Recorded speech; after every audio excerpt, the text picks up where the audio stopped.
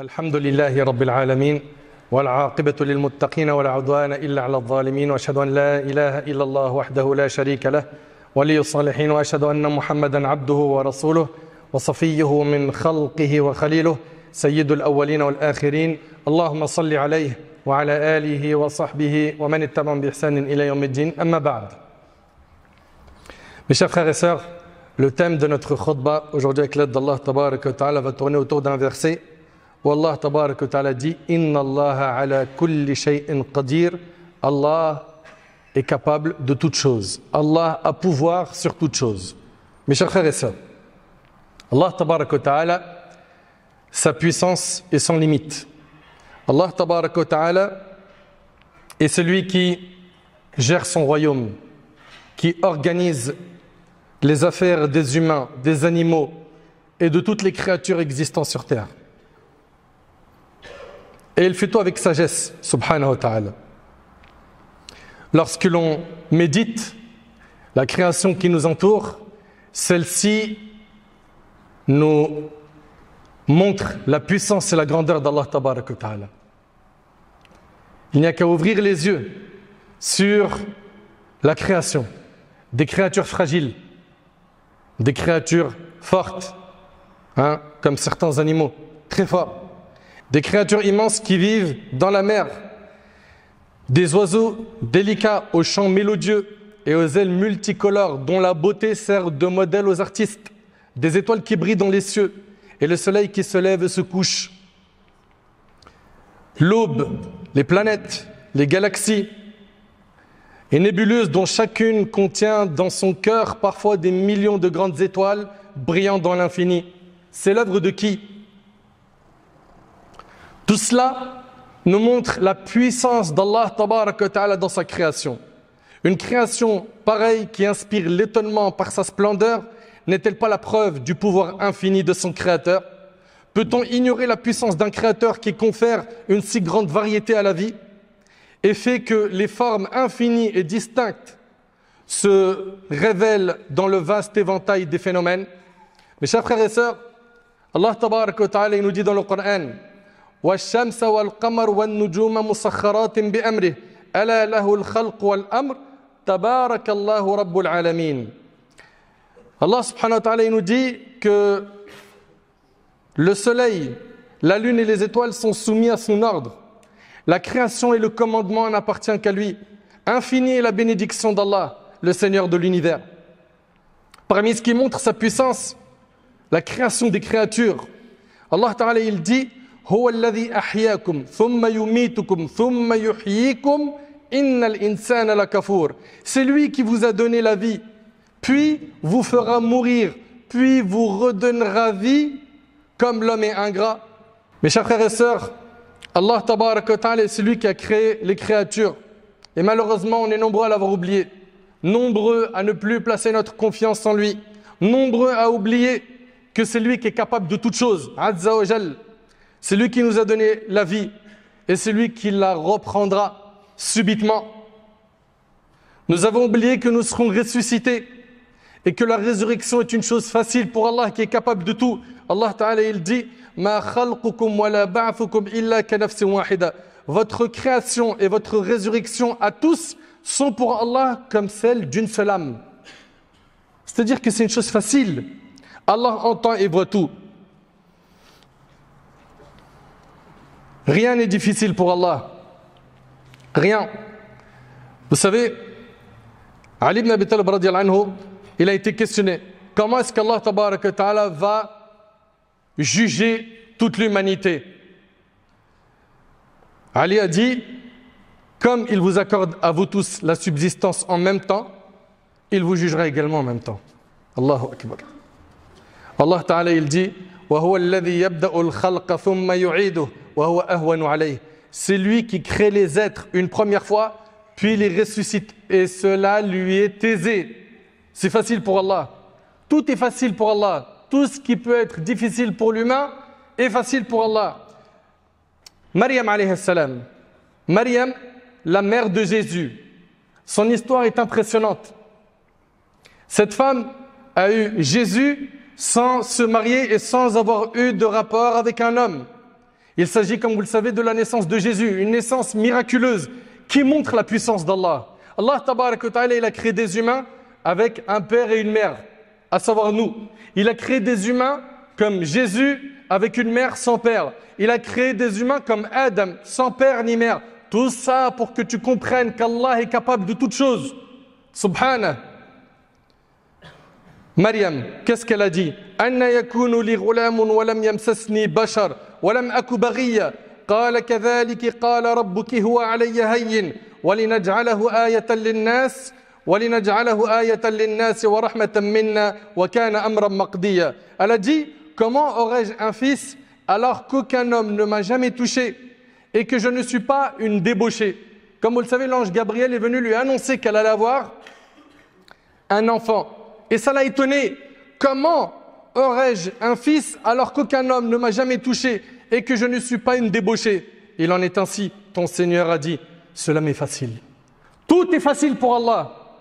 À nous de placer notre confiance en lui pour sortir de nos épreuves, pour réussir nos projets, pour sortir de notre maladie, de l'épreuve qui te touche, qui peut être la pauvreté, ou bien un litige familial ou autre, ou même à l'échelle de la Ummah.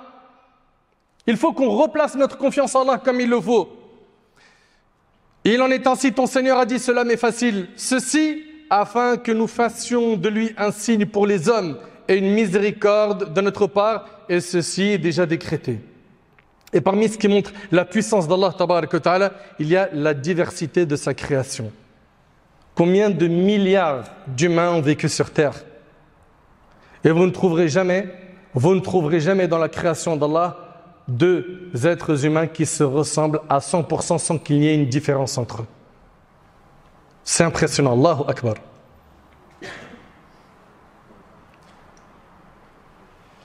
Également, leur empreinte digitale. Elles sont toutes différentes. Allahu Akbar. Qui est derrière cela? Allah Ta'ala, il dit Ayahsabu al-insanu an lan najma'a 'idhamah bala qadirina 'ala an nusawwiya bananah. L'homme pense-t-il que nous ne rassemblerons jamais ses ossements? Certes si, nous sommes capables de reconstituer jusqu'aux extrémités de ses doigts. Allah tabarak wa ta'ala, il nous montre qu'il est puissant, qu'il est capable de tout, azza wa jal. Vous savez, les savants du tafsir, ils parlent d'un homme qui s'appelle Uzayr, qui est passé à côté de Bayt al-Maqdis, et il y a un homme qui est du nom de Bukhtansar qui l'avait détruite. Il n'y avait plus rien dans cet endroit. Et là, l'Uzayr, il s'est mis à méditer sur cet endroit qui avait été détruit par Bukhtansar, et il a commencé à méditer. Et il a dit, comment un endroit comme ça peut retrouver la vie? C'est un endroit, c'est fini, il a été rasé. Comment est-ce qu'il peut retrouver la vie? Allah Ta'ala révéla dans Surat al-Baqarah, dans le verset 259. أو كالذي مر على قرية وهي خاوية على عروشها قال أن يحيي هذه الله بعد موتها فأماته الله 100 عام ثم بعثه قال كم لبثت قال لبثت يوما أو بعض يوم قال بل لبثت 100 عام فانظر إلى طعامك وشرابك لم يتسنه وانظر إلى حمارك ولنجعلك آية للناس وانظر إلى العظام كيف ننشزها ثم نكسوها لحما فلما تبين له قال أعلم أن الله على كل شيء قدير. Allah subhanahu wa ta'ala, il dit, ou n'as-tu pas vu celui qui passant dans une cité déserte et en ruine? Il s'agit ici de l'Uzayr. Il a dit, comment Allah la fera-t-elle revivre après qu'elle fut ainsi morte? En parlant de cette cité, Allah le fit alors mourir 100 ans. Allah, il l'a fait mourir cet homme 100 ans, un siècle. Puis il le ressuscita et lui demanda, combien de temps es-tu resté là? L'homme répondit, j'y suis resté un jour ou une partie de la journée. Il n'a pas senti ce siècle passé. Et cela nous montre la puissance d'Allah subhanahu wa ta'ala. Allah a dit, non, tu es resté 100 ans. Regarde ta nourriture et ta boisson, rien ne s'est gâté. Regarde aussi comment nous ressuscitons ton âne, afin que nous fassions de toi un signe pour les hommes. Et Allah lui a ressuscité son âne. Regarde comment nous rassemblons les ossements de ton âne, puis les revêtons de chair. Après que ceci lui fut clairement apparu, l'homme dit, je sais qu'Allah est capable de toutes choses. Allahu Akbar. Il a vu de ses yeux ce miracle. Et puis, le Coran est plein d'exemples qui nous montrent la puissance d'Allah. Subhanallah, méditez un petit peu avec moi. Le prophète Ibrahim, alayhi salam, après avoir cassé les statues, vous connaissez l'histoire, ils l'ont mis dans une catapulte, ils ont préparé un immense feu et ils se sont préparés pour le jeter dans le feu. Et lorsqu'il a été jeté dans le feu, Allah a dit « Qulna ya nar, kuni bardan wa salaman ala Ibrahim » Allahu Akbar. Allah a ordonné au feu d'être paix et fraîcheur sur le prophète Ibrahim. Et le prophète Ibrahim qui se retrouve à l'intérieur du feu ne brûle pas. Qui a fait que le feu n'a pas brûlé? Allah, car il est capable de toutes choses. Qui a fait que Moussa a échappé à l'armée de Pharaon qui était juste derrière lui alors qu'il était devant la mer? C'est Allah subhanahu wa ta'ala. Allah subhanahu wa ta'ala lui a séparé la mer en plusieurs chemins. Qui a fait que le prophète Yunus alayhi salam, qui s'est retrouvé dans 3 ténèbres, s'en est sorti vivant, les ténèbres de la nuit, de la mer et du ventre du poisson, et il sort intact? C'est Allah. Qui est-ce qui a protégé le prophète sallam de Quraysh durant toute sa vie? Ils ont cherché à le tuer. C'est Allah. Qui a rendu la vue au prophète Yaqub après qu'il est devenu aveugle? Qui a donné à Ibrahim un enfant alors qu'il était âgé? Et à Zachariah? Toutes ces histoires que nous avons dans nos textes, c'est pour nous rappeler qu'Allah tabarak wa ta'ala est puissant et qu'il faut placer notre confiance en lui. Et qu'il faut garder en tête que peu importe l'épreuve que l'on va vivre, Allah Azza wa Jal est capable de nous délivrer de cette épreuve, de nous apporter son soutien. Azza wa Jal. Également, parmi ce qui montre la puissance d'Allah, c'est qu'il est le seul qui a un pouvoir sur les cœurs. Ni toi, ni moi, nous pouvons guider qui que ce soit. Et même pas le prophète alayhi salatu wassalam lui-même. S'il avait cette possibilité de guider les gens, il aurait guidé son oncle Abu Talib et il serait mort musulman. Mais ça n'a pas été le cas. D'ailleurs, dans le hadith qui est rapporté par l'imam Muslim, le prophète alayhi salatu wassalam a dit à son oncle: « Oh mon oncle, dis la ilaha illallah, c'est une parole par laquelle je témoignerai pour toi auprès d'Allah. » Et Allah révéla dans la fin du hadith le verset où il dit subhanahu wa ta'ala: « Innaka la tahdi man ahbabt, walakin Allah yahdi man yasha. » Certes, tu ne guides pas ce que tu aimes, mais Allah guide qui il veut et il est plus connaisseur des bien guidés. Mais cela ne doit pas nous empêcher d'ordonner le bien et d'interdire le mal, de prôner la paix, la justice, l'équité partout où on se trouve. Ensuite, une fois que tu as fait ce travail, le résultat, il ne t'appartient pas. Comprends-le. Il appartient à Allah tabarak wa ta'ala.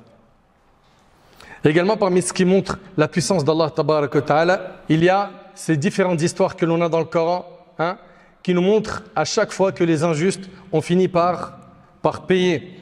Le prophète alayhi salatu wassalam, il dit: certes, Allah accorde un répit à l'oppresseur, mais lorsqu'il le saisit, il ne lui échappe pas.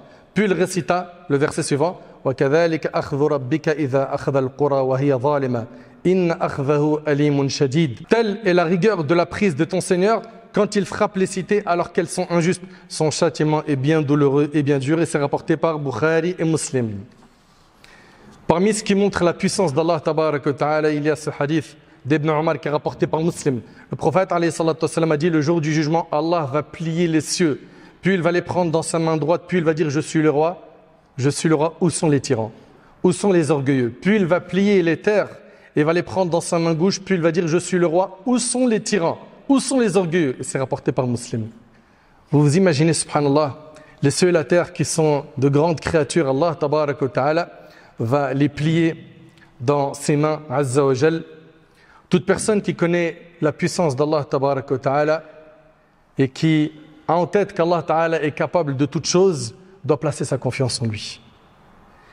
Doit placer sa confiance en lui. Et faites très attention au péché. Faites très attention au péché, faites très attention à l'injustice, car l'injustice se paye dans ce monde avant l'autre. Mes chers frères, mes chères sœurs, dans une invocation qui nous a été enseignée, lorsqu'on consulte Allah tabarak wa ta'ala, on y trouve: Allahumma inni astakhiruka bi'ilmika wa astaqdiruka biqudratika wa as'aluka min fadlika al-azim fa innaka taqdir wa la aqdir wa ta'lam wa la a'lam wa anta 'allamul ghuyub. Le hadith connu de Jabir qui est rapporté par le Bukhari, dans lequel notre bien-aimé alayhi salatu wassalam, c'est Jabir qui dit, il nous enseignait la consultation dans toute chose comme il nous enseignait une sourate du Coran. Il disait, lorsque l'un d'entre vous pense à faire quelque chose, donc il a un projet, qu'il accomplisse 2 unités de prière en dehors de ce qui est obligatoire, et dise ensuite, oh Allah, je te consulte par ton savoir, et je te demande de la force par ta force, et j'implore ton immense grâce, car tu peux alors que je ne peux pas. Tu sais alors que je ne sais pas, et tu es le grand connaisseur de ce qui est invisible. Donc dans nos textes, nous retrouvons plusieurs versets, plusieurs hadiths qui nous rappellent qu'Allah tabaraka wa ta'ala est capable de toutes choses. Donc mon frère ainsi que toi ma sœur, toi qui as des projets, toi qui as des soucis. Et c'est un message également à l'échelle de la Ummah. Qu'on garde en tête qu'Allah tabaraka wa ta'ala est capable de toutes choses. Qu'il peut nous délivrer de nos épreuves, de nos souffrances, de la maladie qui nous a touchés, de la tristesse qui occupe notre esprit, des problèmes que l'on vit, que ce soit à l'école, au travail ou ailleurs. Allah tabaraka wa ta'ala est capable de toutes choses.